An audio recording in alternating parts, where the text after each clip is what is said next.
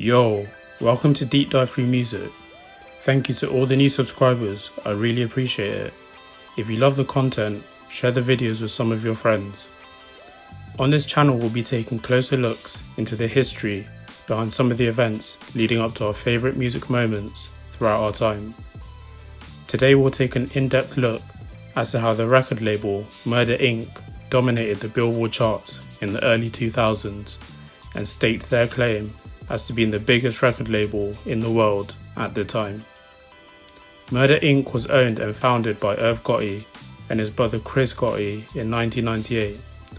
Irv had been working at Def Jam under the mentorship of Def Jam CEO Leo Cohen, and Leo had trusted Irv because he had seen the fierce determination from Irv Gotti and also Irv having a great knowledge of what the streets wanted when it came to hip-hop. Leo tells us, Irv is hip-hop, period. He just needed a vehicle and Def Jam was his vehicle.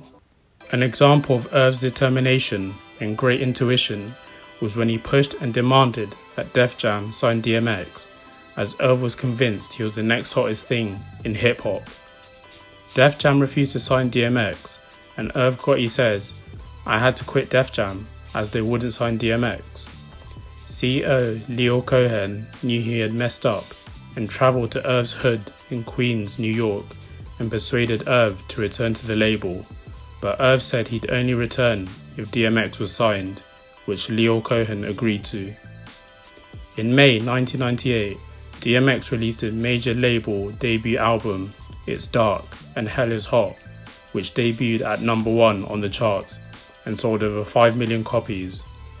In December 1998, DMX released his second album, Flesh of My Flesh, Blood of My Blood, which also debuted at number 1 and sold 2 million copies. The success of these two albums led to DMX, Jay-Z and Ja Rule all going on a successful tour and helped push all three artists into mainstream America. This ultimately proved that Irv Gotti had a great eye for talent and also proved how determined and loyal Irv was when it came to defending something he believed in. After helping Def Jam with the success of DMX, Jay-Z and Ja Rule, Leo Cohen and Russell Simmons gave Irv Gotti his own label under Def Jam and also a $3 million advance. Because Jay-Z was doing things with Rockefeller and DMX was with Rough Riders, Irv Gotti decided Murder Inc.'s first main artist would be Ja Rule, as he was arguably a top 3 artist coming out of New York. On June 1st, 1999, Murder Inc. released its first studio album, Veni Vidi Vici, by Ja Rule. This was also Ja Rule's major debut album. The album had several features and helped introduce the world to the other Murder Inc. artists on the label, such as Black Child, Cadillac Tar, and Nemesis. The album debuted at number 3 on the Billboard chart and was also certified double platinum in America. By many other people's standards, this would be considered success, but to Irv Gotti, this wasn't good enough. Irv says in his documentary, I was pissed. Jay-Z just sold like 8 to 9 million with Hard Knock Life, and X with his 2 albums sold around 14 million. So you damn right, 2 to 3 million, we effed up. Irv decided to capitalise off the buzz that Ja Rule had created, and on March 21st, 2000, Murder Inc. released a compilation album called The Murderers. This album again showcased all of the artists on the label and also introduced the first ever female on Murder Inc., Vita. At this point, Irv Gotti was obsessed with getting a number 1 album and did everything to make sure Ja Rule's next album would top the charts. Irv rented out a mansion in LA and took the whole of Murder Inc. to live and party there for a few weeks, and this carefree party lifestyle is what ultimately helped Ja Rule finish his album and create the sound that would go on to dominate worldwide charts in the foreseeable future. On October 10th, 2000, Ja Rule released his second studio album named Rule 336. The album was an instant hit and debuted at number 1 on the charts. It also had the hit single Put It On Me with fellow label artist Vito, and that single was number 8 on the Billboard Hot 100. Murder Inc. would go on to successfully use this formula of rappers and R&B singers collaborating to create hits. Irv Gotti told BET Network, "The basis of the Murder Inc. sound is them duets with real rappers and R&B.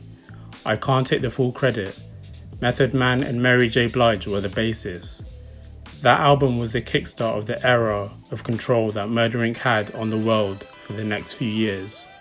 At the start of 2001, Ashanti had caught the eye of Irv Gotti, and he had asked her to start chilling around the studio so that she was able to learn and watch what other artists did when creating music. Ashanti was at the studio every day, and this led to her being noticed by the legendary Fat Joe, who had asked her if she was able to record a verse to be featured on the late Big Pun song, How We Roll. How We Roll was released on February 2001, and although no music video was released, this gave Ashanti some much needed spotlight and an introduction into the music industry. Later on in 2001, Murder Inc. used their successful rapper and R&B formula again. This time it was a collaboration with Ja Rule and Jennifer Lopez for their iconic song, I'm Real. Only recently has it been publicised that Ashanti had background vocals for this song and has been given her flowers for her involvement in a song that dominated radio stations in the early 2000s. I'm Real spent 5 weeks at number 1 on the Billboard Hot 100, and this gave Ja Rule his first ever number 1 hit. Billboard magazine wrote, I'm Real was a staple in hip-hop and pop radio during the summer and fall of 2001, spending 15 weeks in the top 5 of the Billboard Hot 100. Ja Rule continued with the momentum he had gained and released his third album, Pain Is Love, on October 2nd, 2001. The album spent 2 weeks at number 1, giving Ja Rule his second number 1 album. It also went on to be certified triple platinum. The main single, Living It Up, went as high as number 6 in the charts, but it was the second single, Always On Time, a duet with Ashanti that propelled both artists into superstars. Ja Rule had collaborated again with J-Lo for their smash hit, Ain't It Funny, which was released around the same time as Always On Time. Both songs reached the number 1 spot, one after the other. Always On Time spent 2 weeks at number 1, then both songs swapped positions, and Ain't It Funny spent 5 weeks at number 1. This meant that Ja Rule had spent 7 consecutive weeks as arguably one of the biggest artists in the world at the time. After seeing the successes of Ashanti on Always On Time and writing Ain't It Funny for J-Lo, Irv Gotti wanted to capitalise off of that success, and he made the beat for the song What's Love. Fat Joe and Ashanti teamed up and made What's Love the iconic hit that it was then and still is to this day. What's Love was released in early 2002 and stayed on the charts for 20 weeks. The success of the song meant that it was battling positions with Ja Rule's other 2 songs at the top of the charts. There was a 2-week period at the end of March 2002 that Murder Inc. had 4 songs in the top 10 simultaneously. That was unheard of for a record label at that time. Murder Inc. studio manager said in an interview, during those days, every record that Irv was producing was knocking the current record that was number 1 off the top 100. Irv literally had the number 1 record in the country for 48 weeks during that time. 1 month later, Murder Inc. occupied the top 3 spots on the Billboard Hot 100 for 3 weeks straight. Murder Inc. had the 3 biggest songs in the world, every radio station playing their song, MTV showing all their videos, and their stranglehold on the charts could not be stopped.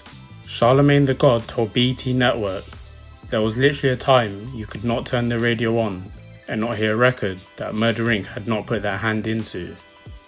The song What's Love reached as high as number 2 in the charts and was only stopped from going number 1 by Ashanti's debut solo single, Foolish. Foolish went number 1 on 20th of April 2002, and this meant that Ashanti became the first female to occupy the top 2 positions on the Billboard Hot 100 chart simultaneously, when Foolish and What's Love were at numbers 1 and 2. Foolish went on to stay at number 1 for 10 weeks and solidified Ashanti as the princess of hip-hop and R&B. Ashanti released her debut album just in time for the summer of 2002 and was an instant success, debuting at number 1 on the Billboard and staying there for 3 weeks. The album was certified platinum, was the highest first week sales for a female artist's debut ever, and also won 8 Billboard awards. It could be argued that in 2002, Ashanti was the biggest female artist in the world. Ja Rule and Ashanti teamed up again in late 2002 for their hit Mesmerize, which went to number 4 on the Billboard Hot 100.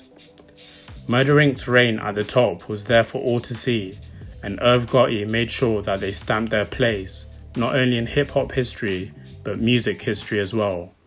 It's estimated that between late 2001 and the whole of 2002, Murder Inc. occupied 18% of the entire Billboard charts. From countless hits to breaking records and merging pop and hip-hop together, XXL editor Elliot Wilson says, "The catalogue is undeniable, and it's about time their story was told." Nas was quoted in the Irv Gotti documentary as saying, "A lot of labels are forgotten, but everybody will remember Murder Inc." This is how Murder Inc. dominated the Billboard charts in the early 2000s.